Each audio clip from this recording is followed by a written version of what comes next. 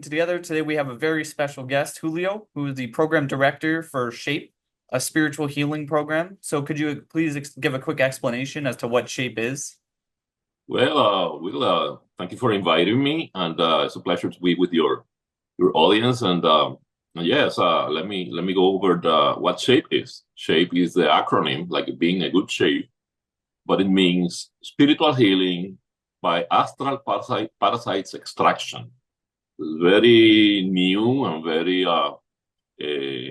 avant-garde technique using psilocybin to extract astral parasites, something that in the past have been done by religious um, groups, but now we have this secular technology to extract astral parasites. Some people call it demons, or some people call it all many other names. But these are these negative energies that dwell in our deep in our subconscious that are very hard to remove or become aware of them using conventional psychological techniques.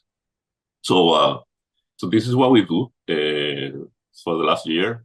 It's a program that we implemented in Jamaica, which is a legal jurisdiction for mushrooms, and it's a combination of heroic doses of psilocybin mushrooms with these ancient Tibetan techniques that have been guarded in the monasteries for centuries and are coming out now. We are privileged with having a Buddhist monk in our team and ordained in these practices, and we are very proud of the program. I'm very excited about the testimonials that come out of those people that have tried it already. That's basically in a nutshell what SHAPE is all about. Yeah, I feel like this is the most significant spiritual problem that the world has right now that everyone's dealing with. They just don't know how to deal with it. What kind of symptoms do these astral parasites give people? That's a good question. It's a diversity of symptoms. There's some that are very obvious that you probably, with normal quote unquote people, do not have them. And you can see them in people that you say, this person is sick, these people needs help, these people have this strange behavior, erratic behavior, or sort of psychotic or crazy, or I mean, there's entities that are possessing the conscious and subconscious parts of this person, and that's one extreme side of possession. And these are things that you see in the movies, and sometime in some Christian churches that people fall back and get or all these African rituals. You see people totally possessed by spirits. Yeah, that's one extreme. But then this is a spectrum. On the other side of the spectrum is people like you and me that relatively normal that have these very subtle parasitic influences that we don't even realize we have them. So it's a very wide spectrum of parasite action. And we specialize in the ones that people that already have done the rounds in the spiritual healings practices, like ayahuasca, mushrooms in lower doses, or maybe heroic doses, DMT, this and that, or family systems, or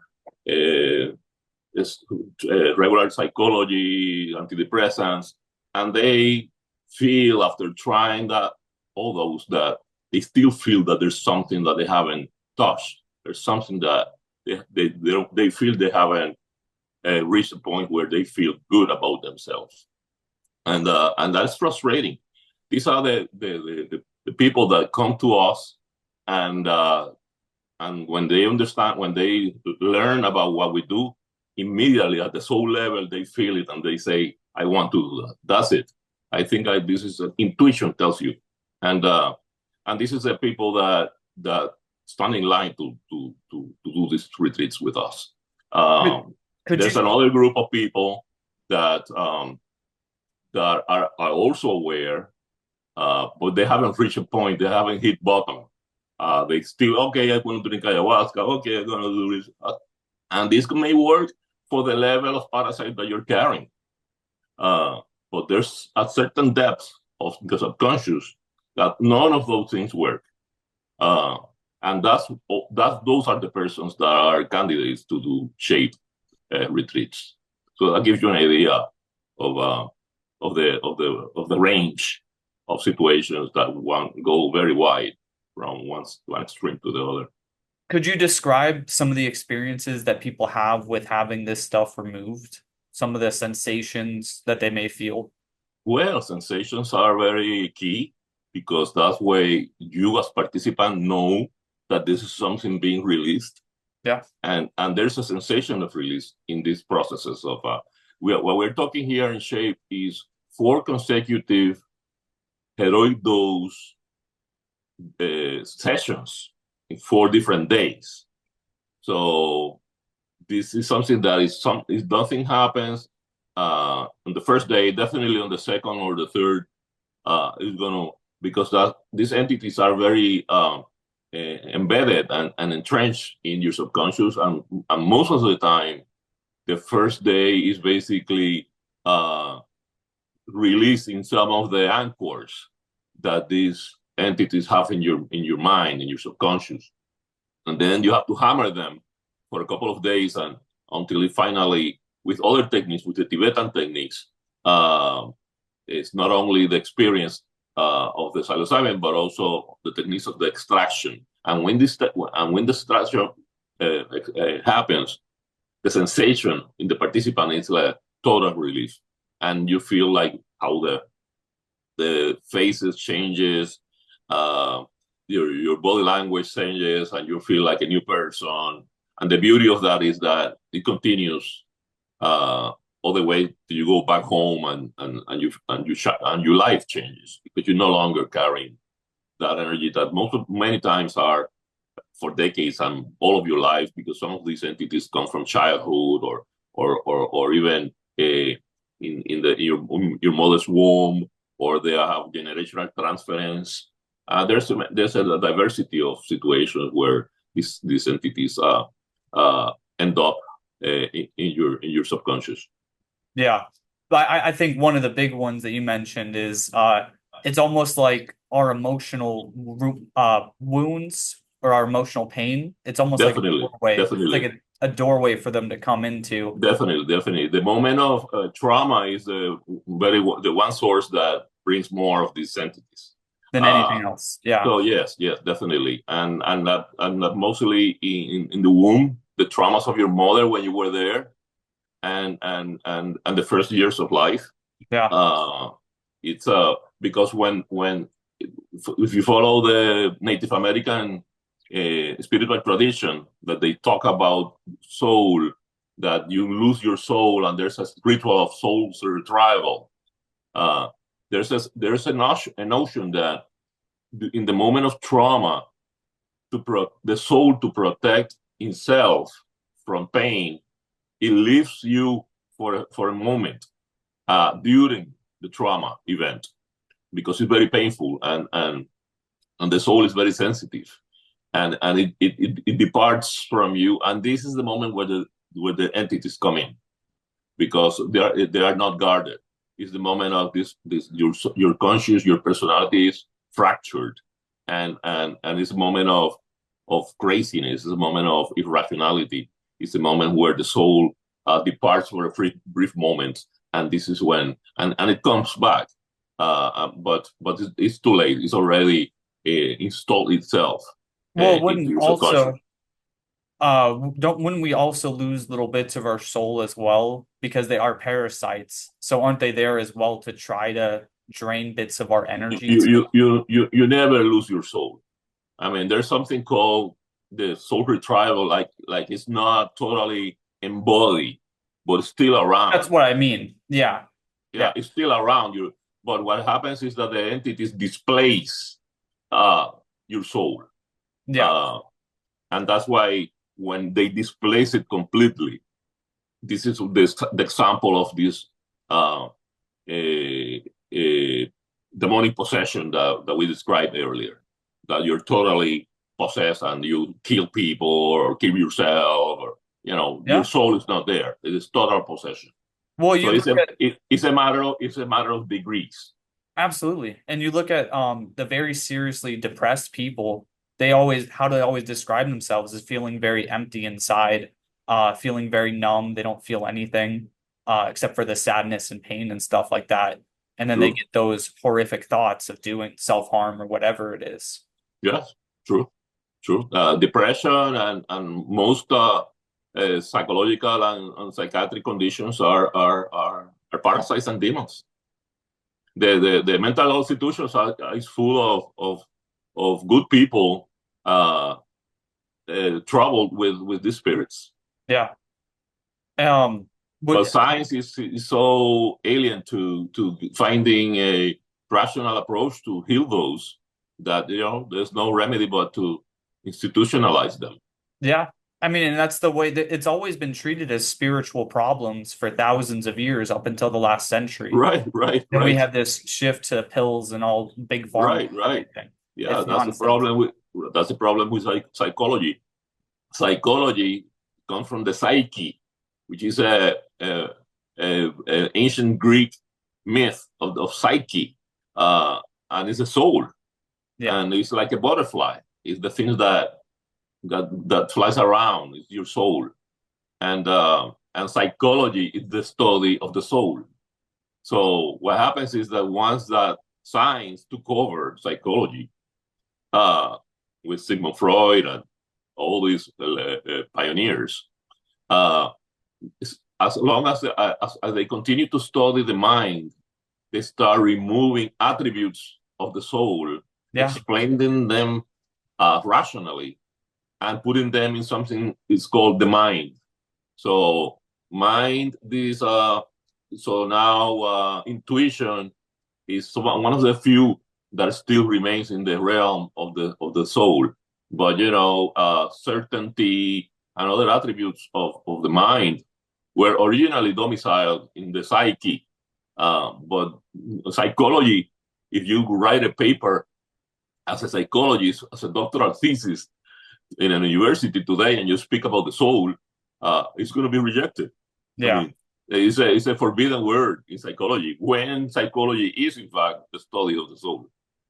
But yeah. this is the irony of modern science with the mind and the I feel soul. like that's almost criminal because I feel like you can study spirituality and the soul in a scientific way.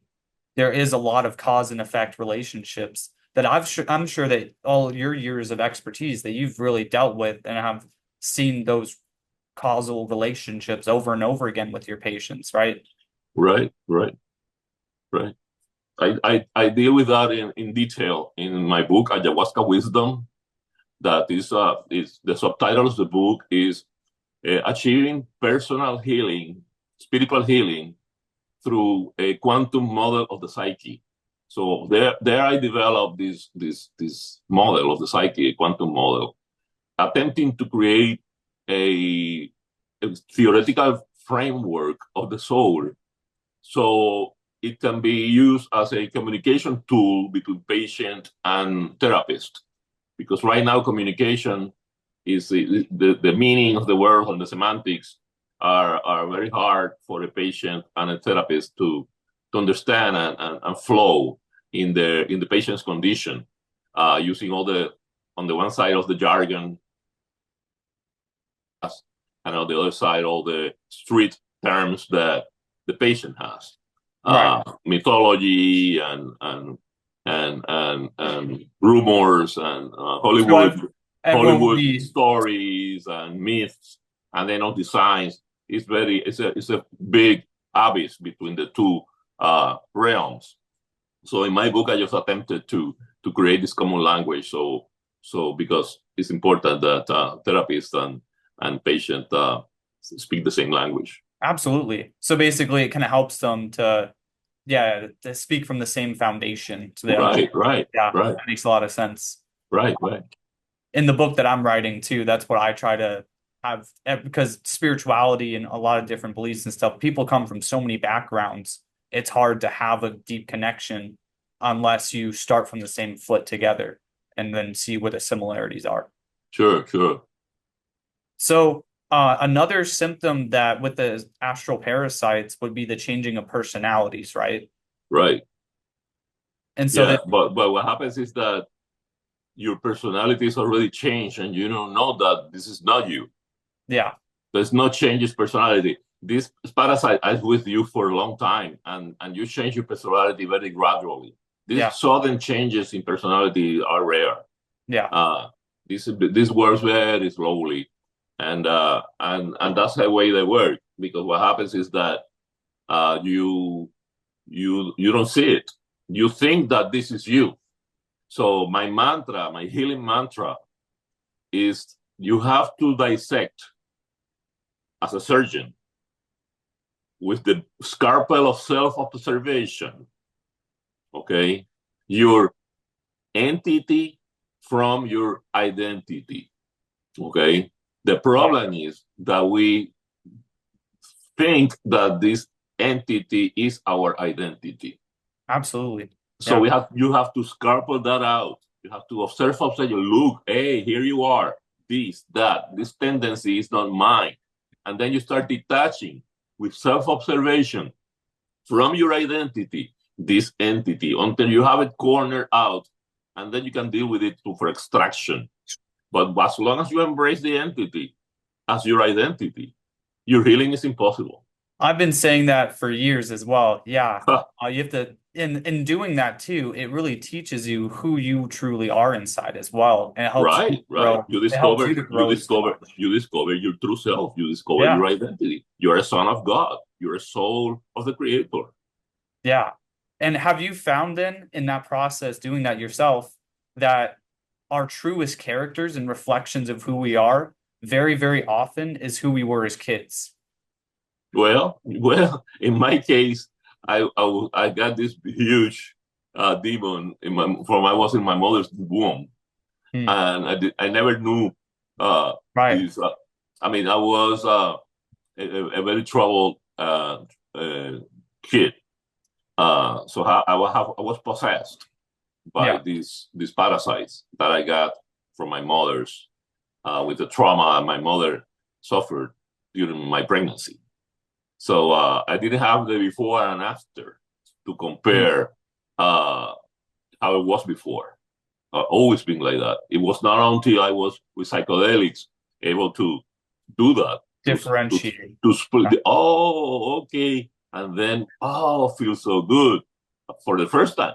I never thought that could be possible because that was me. I didn't know the difference. So with that's very interesting then. I would love to get your perspective. So with you not having a before and after perspective, would you say after going through that process that you became more curious, uh more love oriented and compassionate? Um, just all these traits that we see as little kids, right?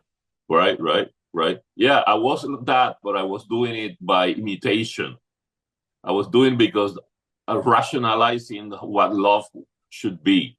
Right. Because I see from my parents, I see in the movies, I see It in was the pop. external.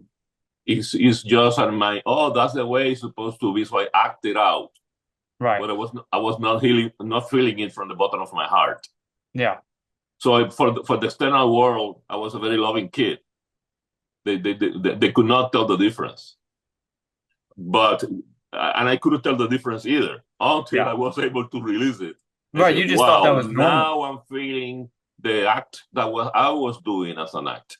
You Did know, you think that everyone now it's else, authentic. Now it's not a show anymore. I didn't know it was a show. I thought that was the way it is. So I it's very hard to explain. did you at that time think everyone else was acting as No, well? no, because I Everyone was didn't know doing I was acting. right. Yeah, that's true.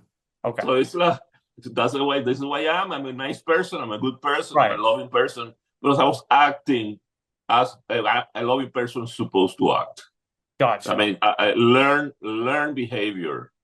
It was not coming from the heart, from the Yeah. soul.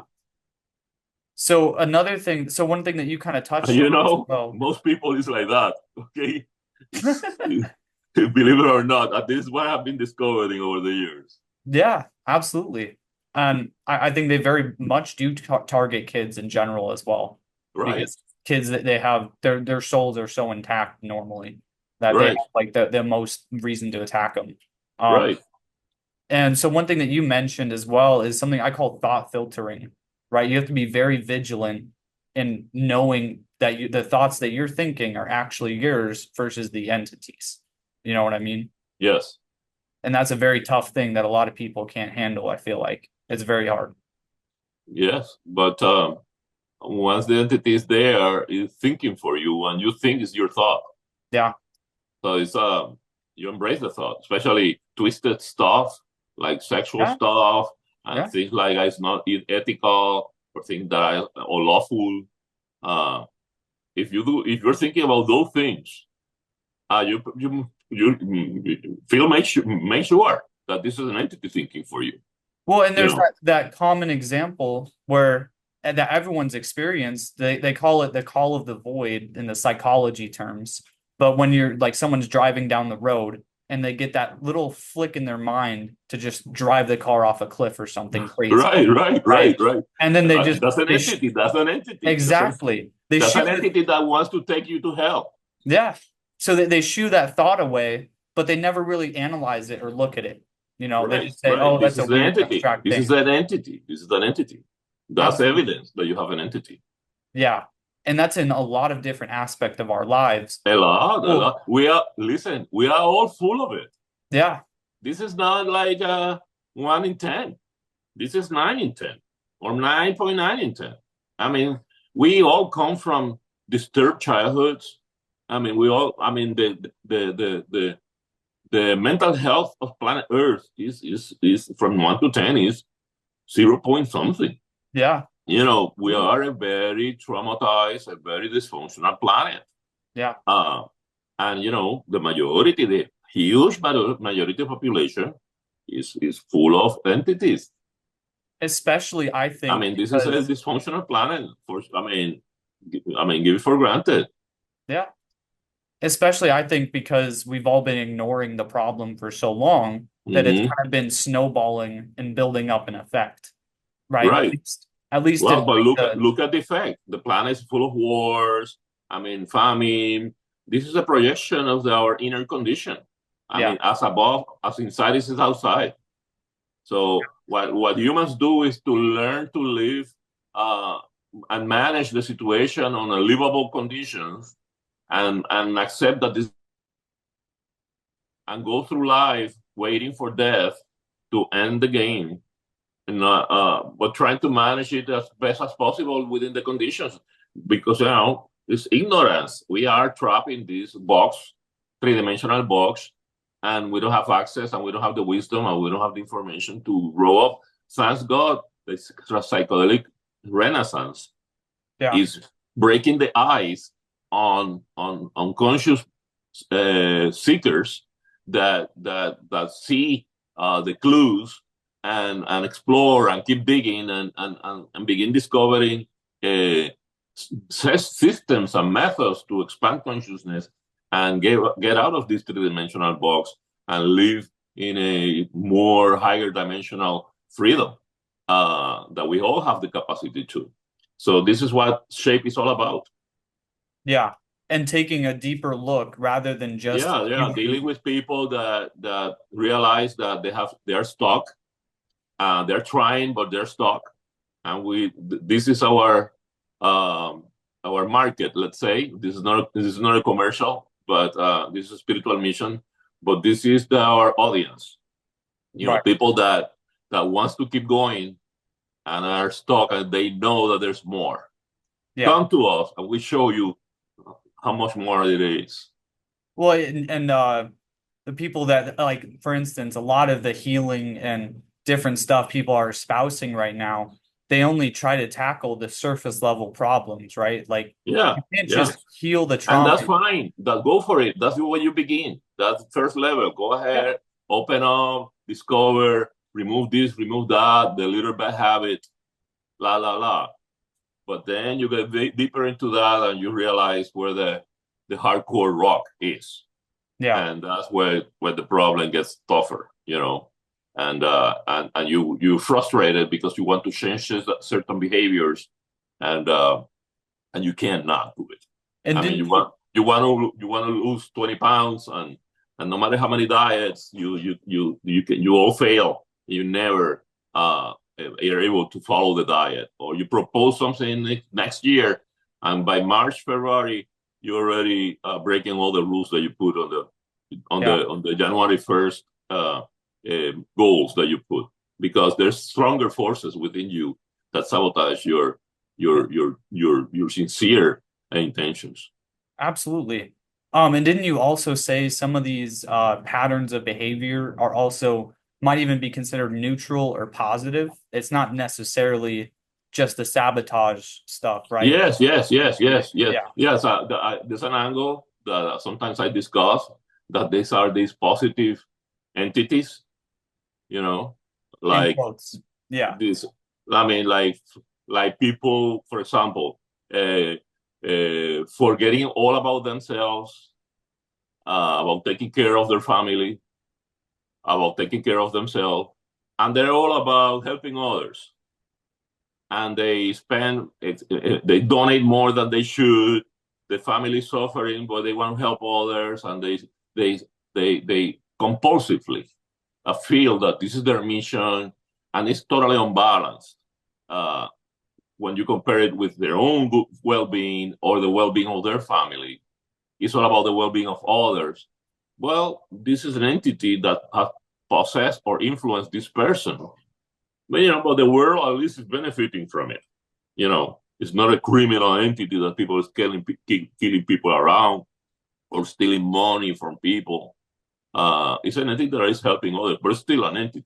It's draining the life force of this person, and it's working against the goodwill the well-being of the person. So a So small yeah, there's many facets to this. So a smaller example of that might be someone that is addicted to healthy food, vegetables or something, and then they just obsessively keep eating the healthy food, right? Right. I Until agree. it poisons them. Yeah, Yeah. There's a huge entity floating around. exactly. Right. That virus is taking over a lot of people recently. Yeah. Yeah. Would you be willing to share any success stories from some of the people you've worked with? Well, I can share you my story. Yeah, please. I mean, this is a story. Uh, uh, let's see. Uh, let's see. Let's take this one. Uh, this is an entity that I didn't know I have, that opened up a lot of sensitive abilities, my intuition, my feelings, my this unknown abilities of my nervous system that I have, that were numbed by this entity. And this entity was a resentment. And it was resentment. Okay. And this entity, I didn't know I had, shape retreats, 4 consecutive days of heroic doses with these Tibetan extraction techniques. We practice them ourselves. I mean, we begin with us, and that's why we are so enthusiastic about it, and we are advocates of this system. Uh, so it was resentment, uh, and this entity of resentment I didn't know I had, and it was with me since I was 4 years old. What happened was, when I was 4 years old, that and I saw that in the psilocybin experience. After I removed the demon, there remained a little part of the demon that I couldn't remove. I was targeting this little thing because I couldn't feel the peace that I was expecting after removing the demon. And what happens? I focused on that little part that was very elusive in my psilocybin experience. I found it, or I cornered it, and it was a little piece of this demon that told me the whole story before dissolving itself into nothingness. All the information was there. it's fascinating, these techniques of demon extraction, because you end up knowing exactly what happened, how it was formed, how it stayed with you, how it affected all that time, and then they leave. And this is fantastic. So it's not only they live in, they show you what's all about there because they're part of you. They have been with you all that time. The information is there. So this is fascinating. So what happens when I was 4, and this is after the fact that I learned it. I didn't know anything of this, but it makes sense when it clicks. I say, oh yeah, that was the case. When I was 4, my mom, okay, uh, did something against. My mom had a fight with my father, okay, with my dad, and it was something that they were fighting about.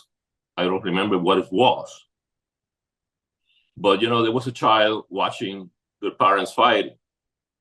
It was a heavy verbal fight, and my at the end of it, my dad went to the bathroom to have a shower, and my mom did something hidden from my father in his personal stuff, like retrieving something that I think it was the object of the discussion, the fight. So when my dad went to the bathroom, my mother sneaked in and did something in my father's stuff, and I saw it. Okay, and when she turned around, she saw that I was watching, and she said, "Don't tell anything to your father about this. That I did this." In my little mind, I could understand how father and mother can have that. And intuitively, I knew that they have to be harmony. And my way of solving this conflict inside of me was telling my father. As soon as my father got out of the bathroom, I told him, "Mother did this."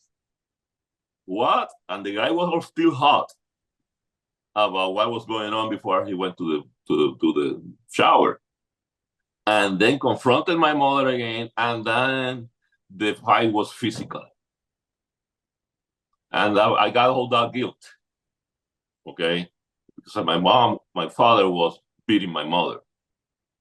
And my mother turned out from my father and grabbed me by both arms and scratched their nails in my little arms and said, "This is for you never disobey me again." I was embedded in my brain forever. Deep trauma. Okay. So what happened was that she resented that resentment about what I did. Her own son betrayed her. Okay. And she got this trauma too, because she was beaten by my dad. So she had this resentment demon or entity or parasite that started growing and feeding from her subconscious. Okay.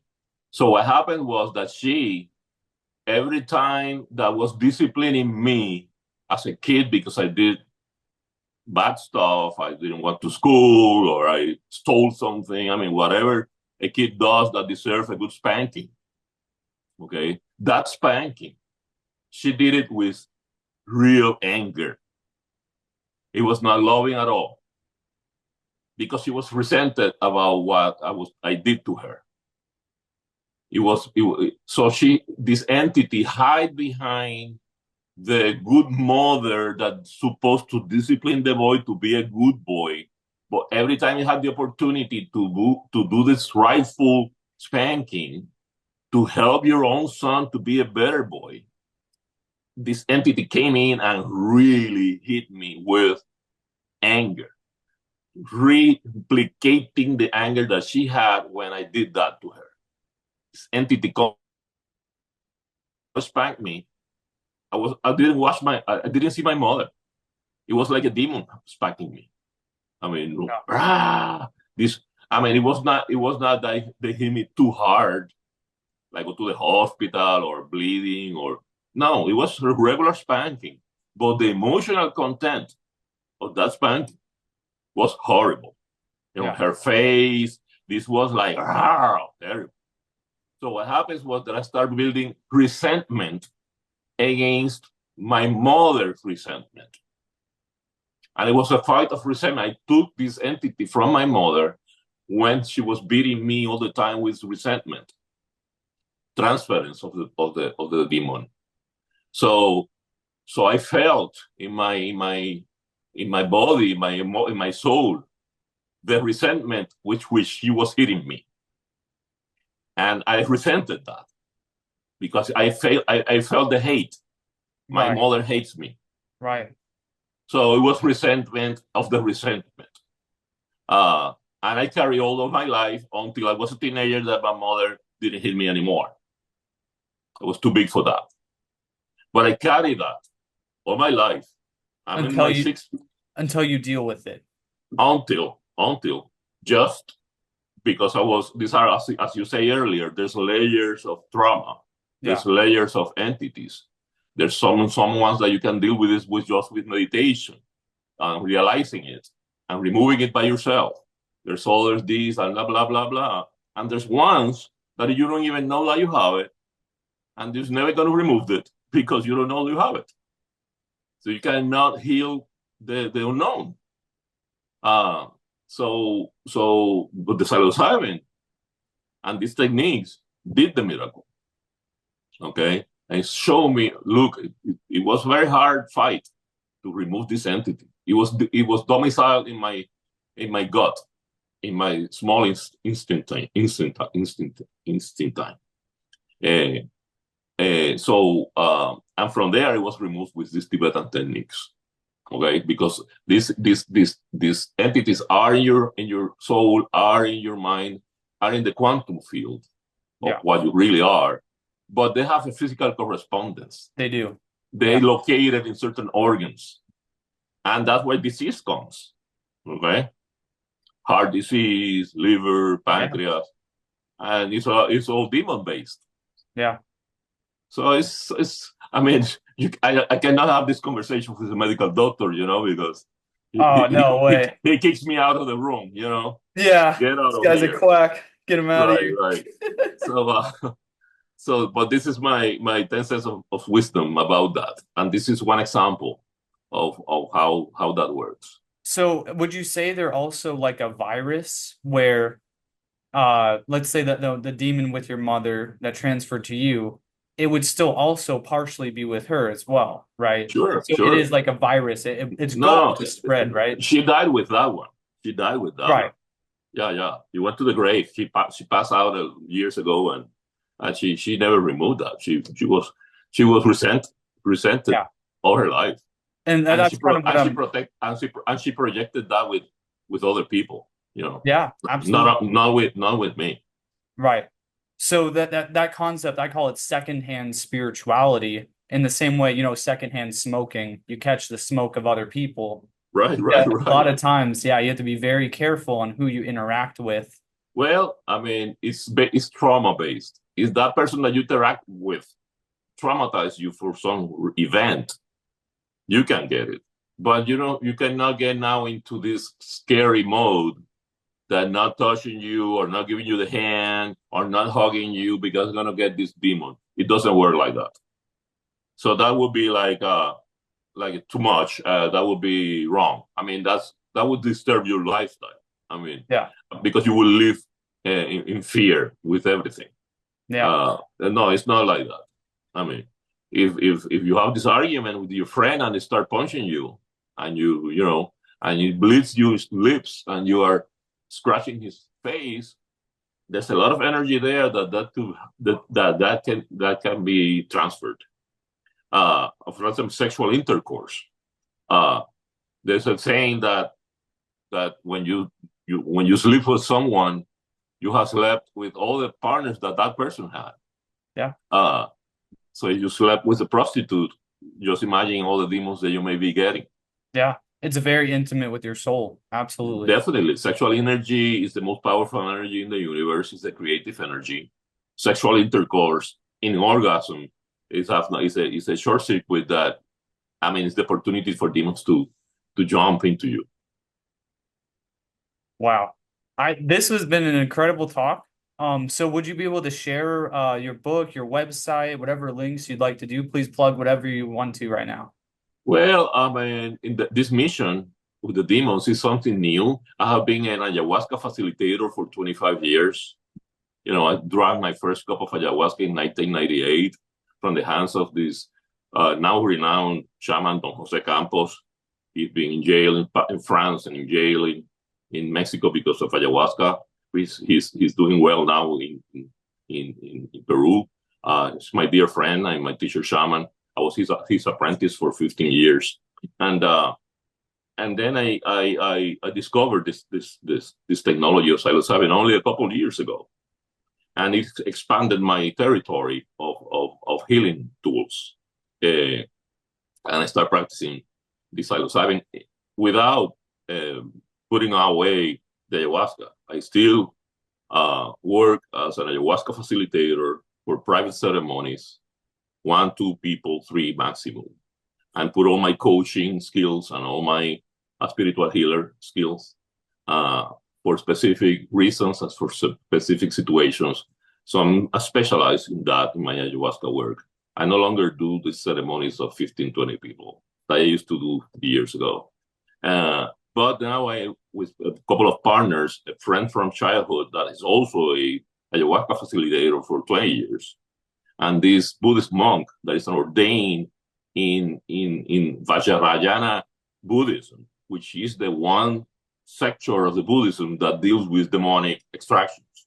Mm. He's ordaining that and training that in Tibet and the Chinese Buddhist temples. So we partnered together and created Shape, and we decided to use Jamaica as our base for legal reasons. And we find in Jamaica incredible mushroom growers because it's legal. There's a number of mushroom growers in Jamaica that are like insane. I mean, white coat, microscope, clean rooms, like a pharmaceutical operation. You don't find that in the US because it's like more informal. Back alley. Yeah. Right. You can find very good growers, and they come up with very good strains.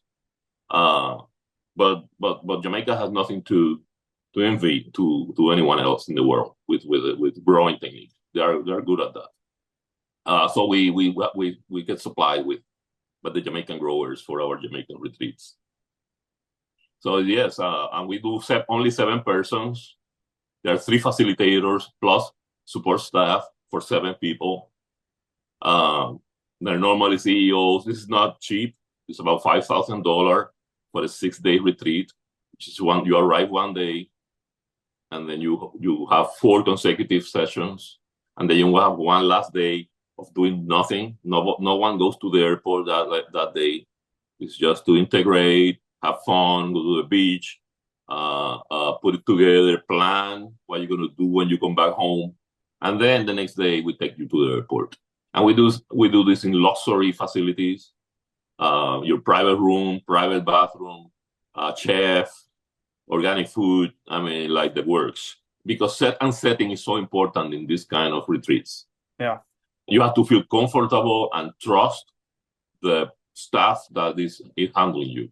Yeah. But and you have to qualify for it. There's several Zoom sessions to interview you, and we want to feel comfortable that we can actually help and transform your life. It's not we don't take first timers that never drink ayahuasca or never drink any psychedelic. It's first time drinking mushrooms. You say, do your microdosing and train yourself with 3 or 4 grams and get familiar with the medicine before we can talk to you further. This is for people that know what they want in the spiritual path. And we take it from there and carry by the hand and take you to the light. These Tibetan techniques are very interesting. We don't disclose specific techniques until you are registered. These are ancestral, ancient techniques that are being in custody in these monasteries for centuries. And this Buddhist monk is not, he doesn't go on the internet to explain all the details. Yeah. It's not something that is out of this world, but it's very private Yeah. for the retreat center. Absolutely. So, but yes, it's heroic doses. Um, we start with 7, 8 grams of very powerful strains. Sometimes 10, depending on what you experience, you come, or depending on how hungry you are to do this, you come out. Give me 10, we give you 10. Powerful, okay, equivalent to maybe 18 or 20 of the regular mushrooms. Uh, but the intention and the setting and the facilitators taking care of you make it much easier than you think. Um, After 4, 5, 6 hours, you are like good. You're having your buffet and talking to others and looking forward to the next day. Taking your notes, and writing in your journal, and it's not like it doesn't take a big toll in your body. It's just something that is very manageable, and that's what we can do 4 days. Uh, Much easier if you do 4 consecutive days of ayahuasca, for example. That is very draining physically and takes a lot of Yeah. your body energy. And when you drink the next day, consecutive day, you go like, okay, let's do this again. But you have to find the strength to and the will to keep going. In the mushroom, it's like, okay, let's do it. Give it one next. You are looking forward. Give me that dose, done, and then it's very different. But the effects and the intensity, what's going on during 4 or 5 hours is something else, and that's where the magic occurs.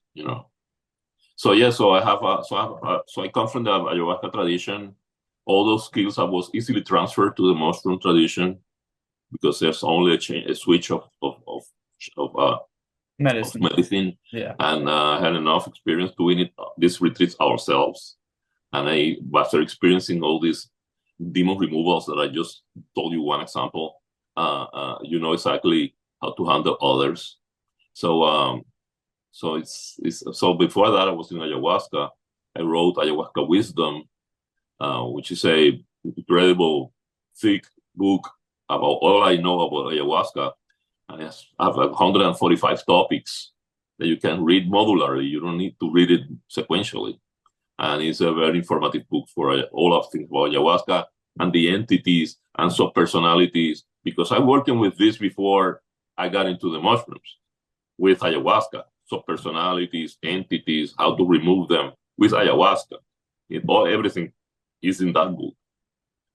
And I wrote another book, which is a collection of 25 short stories and some theories about how that works, of people that drink ayahuasca and connect with a deceased person, a family member that passed away, or with unborn babies that never made it to the crib, abortions or miscarriages, or a child that died in the first year. And there's a lot of stories that are first-hand stories of participants that have done ayahuasca with me, that have told me the stories, including one of my stories with my little brother that passed away when I was 9 years old. It's another nice story that I have in the book, and it's all about how these unresolved issues with persons that pass away are settled and resolved in ayahuasca. When they come, these souls comes and resolve these contradictions and these disappointments and these frustrations, and the people that have the experience just is left out, like in bliss and gratitude of having resolved this with this person that they thought would never be able to do it. So this is 25 short stories about that. Very interesting book too. It's called Ayahuasca Unveiled. So both of them, you can find them in Amazon. Also, 15 years ago, I wrote Ayahuasca Manifesto, which is a short book, and it's anonymous because I didn't wrote it truly. It was like a channel work from the spirit of ayahuasca. So I wrote all these insights that was coming to me in ayahuasca ceremonies, all in a period of 1 month. And this little book is only 50 pages. It's a free PDF. You can Google and you find it. up to in 8 languages. It's been translated in 8 languages, and it's very popular online. It has been the Bible of a couple of ayahuasca churches. So yeah, I'm very proud of that little book. That's awesome. Anonymous, but now after 15 years, I decided me. The big reveal. Yeah. Yeah. I didn't want to get credit for something that was the spirit of ayahuasca that told me. I mean, Yeah. I just transcribed the ideas that she gave me. Yeah. Absolutely. But now that I'm a book author, I also mentioned that 15 years ago that happened. Yeah. But yes, it's anonymous for the world. And what was the name of your website? Well, Shape is a very particular web URL. www.shape, like in good shape, dash my.life. Shape my life. Oh, There's no com or it's .life. It's no .com. okay. So it's I'll put the link in yeah, the shape in below dash, the video too. and there you can download a 8-page brochure about what we do in Jamaica. If Awesome. anyone interested, they can call, send me an email to Julio at that address, and I take care of you. Awesome. All Well, thank you right. so much for coming on, Julio. This has just been an incredible talk. I would love to have you on again in the future, dive more into this Sure. stuff. I mean, anytime you invite me again, with additional questions or angles about this subject, Yeah, I'm ready to share my views with that. All right. fantastic. All All right, you have a right. great day, buddy. Good. So thank you, everyone. Bye bye.